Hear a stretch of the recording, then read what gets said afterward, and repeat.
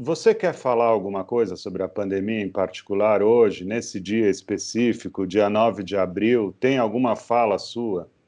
A gente tem uma insegurança e fica procurando curas milagrosas, fica se fazendo. Ele sempre ressaltou preconceitos, né? Desde a peste, né, negra, passando pelo cólera, sempre houve preconceitos. Historicamente, tem vários exemplos disso e a gente repete, porque isso não é coisa do tempo, é da alma humana, né?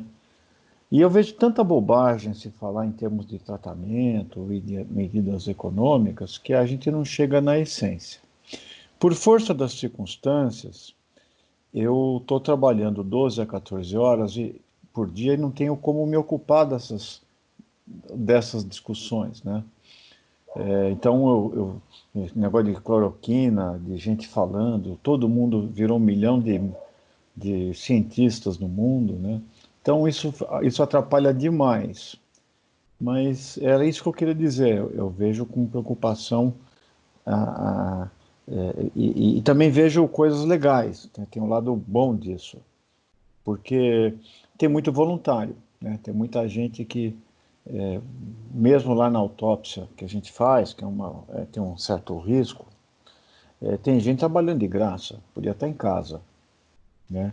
Então, eu acho que é como se a gente tivesse diminuído o filtro da, dos comportamentos aprendidos, né, socialmente aprendidos, e a verdadeira parte das pessoas emergisse.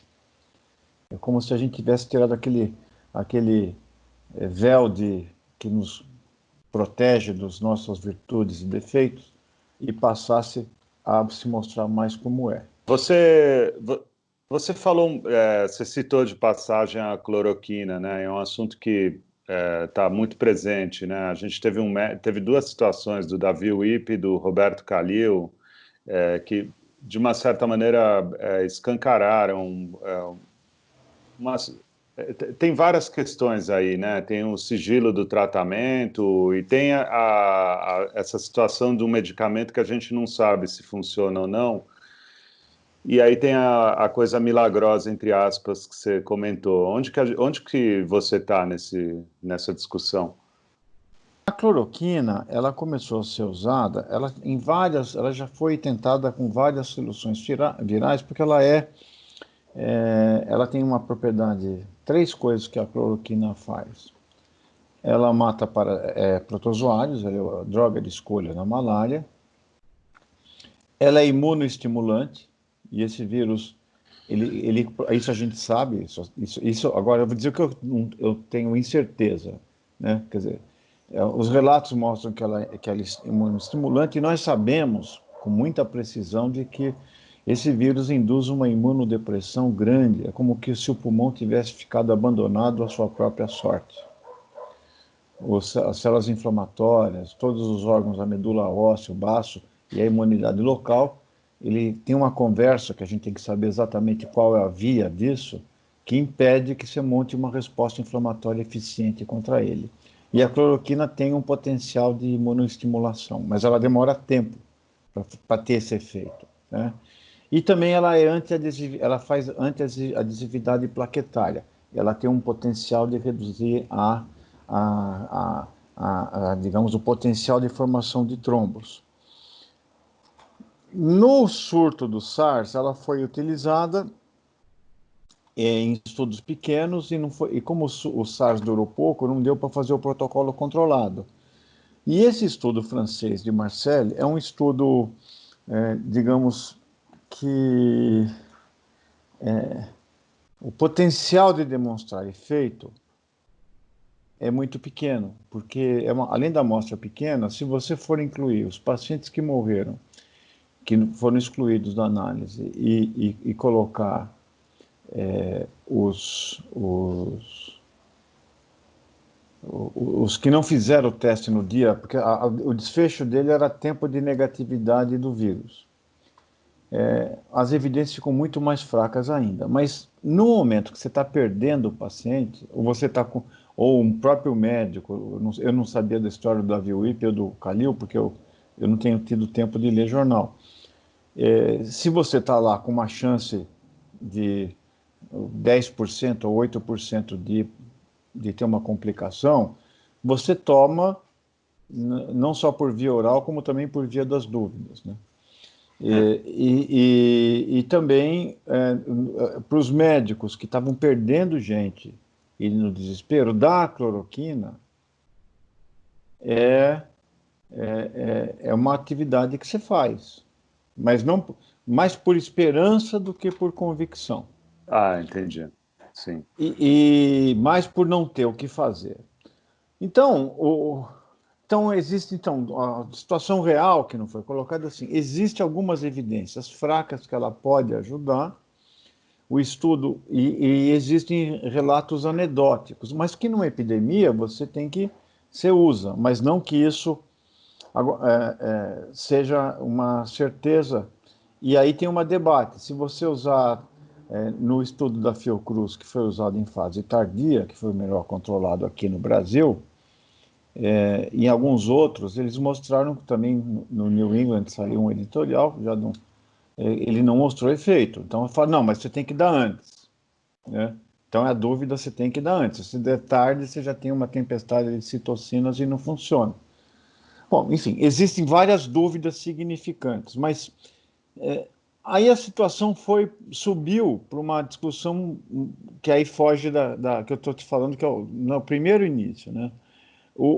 Você tem gente que está defendendo a cloroquina por motivos, né, digamos, dizendo, não, eu vou segurar com a cloroquina, pode ir que a gente tem remédio para isso, e tem gente que ignora os benefícios da cloroquina eventuais que venham a ter, porque está sendo preconizado por políticos. Então você contamina uma discussão científica com política.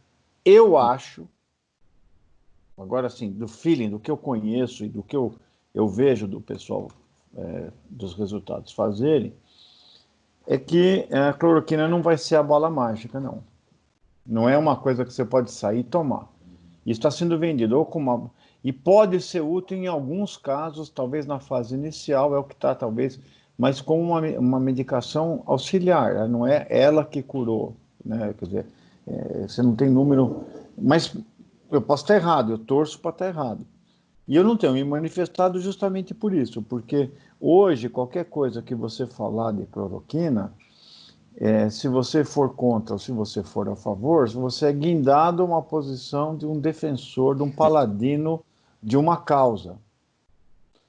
E o assunto, talvez, agora tem um viés pessoal meu.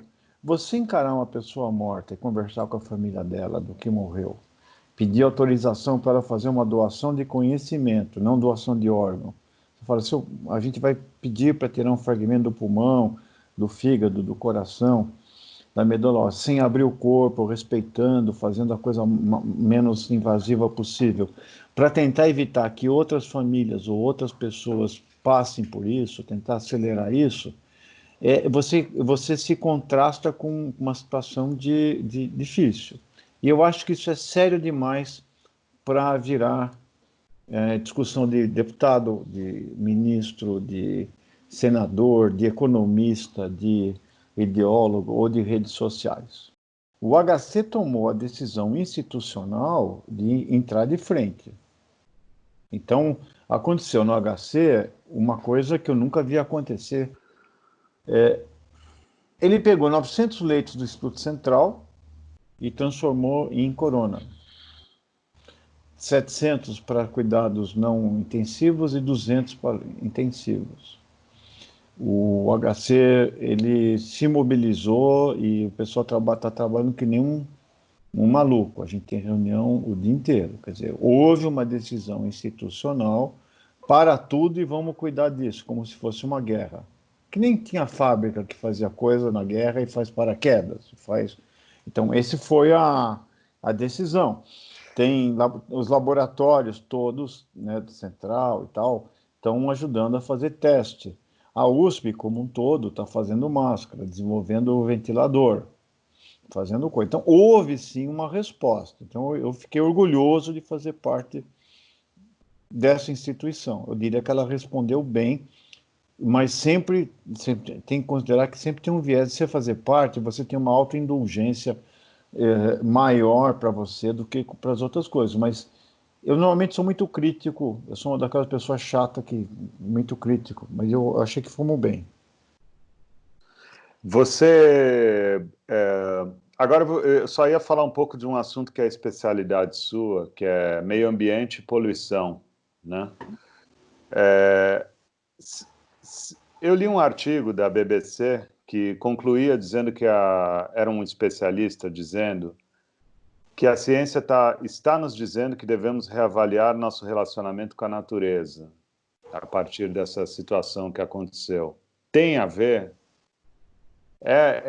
O surgimento dessa pandemia é fruto de um desequilíbrio da relação do homem com a natureza. E, por um outro lado, a gente vê que o céu está mais estrelado, aquelas coisas que a gente ouve, né? Tem peixe no canal de Veneza, pássaros que nunca tinham sido vistos estão sobrevoando, passando por Paris. Que consideração você teria a fazer sobre Bom, esse contexto? o primeiro, nesse caso específico, eu acho que a questão está muito mais no ambiente urbano e na forma como a gente organizou as nossas vidas do que propriamente não uma coisa natural. É lógico que a poluição do ar caiu, quer dizer, o que tem da natureza mesmo. Lugares mais poluídos provocam uma inflamação pulmonar, isso diminui, aumenta a tua vulnerabilidade a um patógeno inalado, certo? Qual Certo. que é o viés dessa observação? É que, geralmente, os lugares mais poluídos também têm maior concentração de pessoas. E a contagiosidade também é maior. Então, uma parte é da poluição do ar, que vai reduzir as nossas defesas.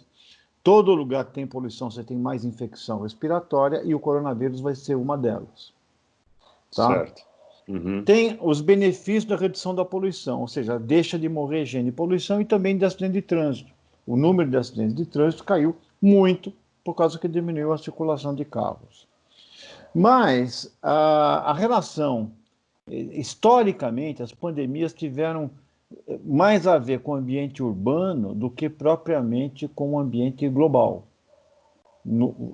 A não ser aquelas por vetores. Se for dependente de mosquito, sim, o fato de você ter mais eclosão de ovos de mosquito, mais lixo acumulado e fazendo criadouros naturais para que você tenha. E tudo isso explica.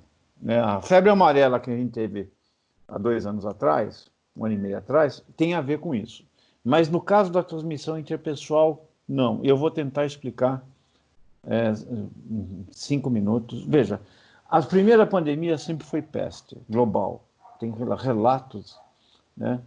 E era porque você tinha o reservatório, a Yersinia pestis, que possivelmente migra de um rato, que era menos proliferativo, para um outro, que era um rato urbano. Ela encontrou nas cidades, na hora que você começou a fazer cidade, dominar métodos de produção, colocou todo mundo dentro de um espaço confinado e perde. Por exemplo, índio não tem epidemia viral. Ele depende. Caçador-coletor não tem. E nunca tiveram. Tanto quando chegaram, Colombo chega em Hispaniola, que tinha mais ou menos, não tem censo, mas centenas de milhares de índios. Depois de alguns anos tinha 7.500. A varíola fez o trabalho e isso começa a escravidão da África, porque os africanos tinham mais contato. Foi aí que os espanhóis falaram, com esse aqui não dá para escravizar, nós temos que buscar de outro lugar. Então, o lixo urbano, o rato, fazia com que você tivesse e o vetor era a pulga. E a pulga, então, com isso você conseguiu ter ciclos de epidemias. Aí você monta um sistema meio autoritário, faz os lazaretos, impede a viagem das pessoas. Né? O movimento sanitário sempre teve um viés autoritário. E chega na revolta da vacina com isso. Né? Quer dizer, não é que ele criou o autoritarismo, mas ele facilita, impede a liberdade de ir e vir. Se você tivesse doente na peste, você colocava a pessoa, fechava a porta da casa para ele morrer sozinho, cara. Né? Então, era uma coisa inimaginável. Né? Aí você consegue reduzir a peste. A população das cidades aumenta, vem a primeira pandemia de transmissão interpessoal, que é a varíola, que a peste vai até o século XVII, no século XVIII a varíola. Aí vem o Jenner, descobre que variolizando, pegando a pústula da vaca, você controla. A terceira do século XIX é o cólera, que só foi possível ficar pandêmica porque tiveram o canal de Suez, de Panamá e o navio a vapor. Porque se você embarcasse portador de cólera num navio para atravessar um oceano, você chegava morto, chegava o navio inteiro morto depois. Mas o aumento da mobilidade criou a segunda pandemia. Aí foi acontecendo com a influenza. Aí começou o aumento de mobilidade, o adensamento das cidades, criou as condições da pandemia de influenza do final de 1918 a 1920, 21. Depois a asiática em 57, 1957. Depois nós tivemos o SARS em 2002, o H1N1 em 2009, o MERS em 2012 e agora o corona. Por quê? Cada vez o vírus faz o que sempre fez, mutou. Só que as cidades estão cada vez mais, está indo todo mundo para a cidade, as pessoas se encontram muito mais e a chance do vírus passar para um para o outro é maior. E o vetor deixa de ser a pulga ou o mosquito, passa a ser um jato que atravessa um continente em horas, para um continente e para o outro. Então, nós saímos de pandemias virais que acontecia 2 ou 3 por século e passamos a ter 2 por década. E isso é o que, por isso que eu estou dizendo, as condições ambientais para essas pandemias, elas são muito mais dependentes da forma de organização urbana e da mobilidade, e indicam claramente que você precisa ter uma gestão global do controle disso. Essa é a minha visão.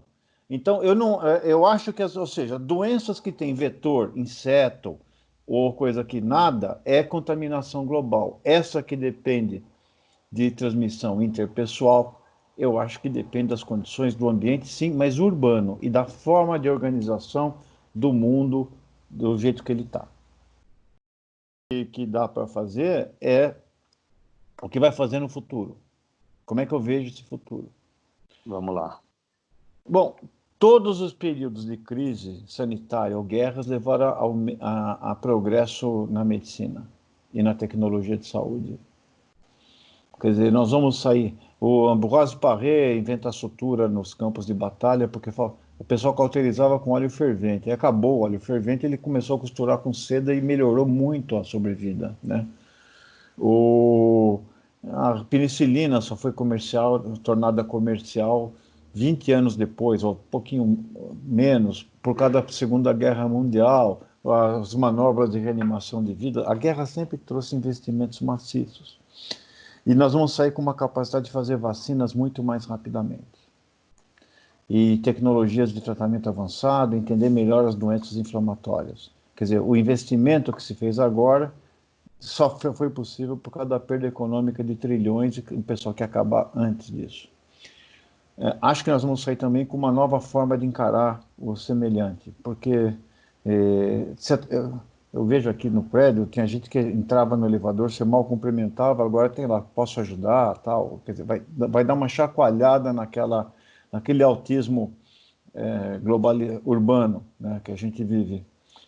E acho que vai ter que ter um sistema de gestão como se fosse uma ONU das febres. Porque o que acontece na China chega rapidamente na tua porta em meses. Você não pode ignorar esse fato. E isso vai ter que ter um sistema novo de controle e notificação dessas epidemias e controle populacional, porque é vergonhoso para a humanidade que uma estrutura que tem um pedacinho de RNA e uma capinha de proteína e não consegue se dividir sozinho, tenha derrubado o mundo como a gente entende. Então, ou seja, a gente vai ter que usar esse cabeção que foi selecionado para a gente pensar soluções e no momento que esse cabeção é desafiado, você cria tecnologia e cria novas formas para sobreviver. Foi assim que o Sapiens fez, né? Quer dizer, o Sapiens só se tornou possível não por competição, mas por colaboração. E eu acho que o vírus vai lembrar a gente que ainda existe um espaço para certas atividades banidas, como, por exemplo, o globalismo. Não porque a gente acredite, talvez, no globalismo, mas agora fomos obrigados a entender pelo vírus. Você não consegue controlar isso com um remédio que você desenvolve, sem compartilhamento de informações e sem um sistema global, porque a perda da economia é global. É isso que eu acho que vai acontecer.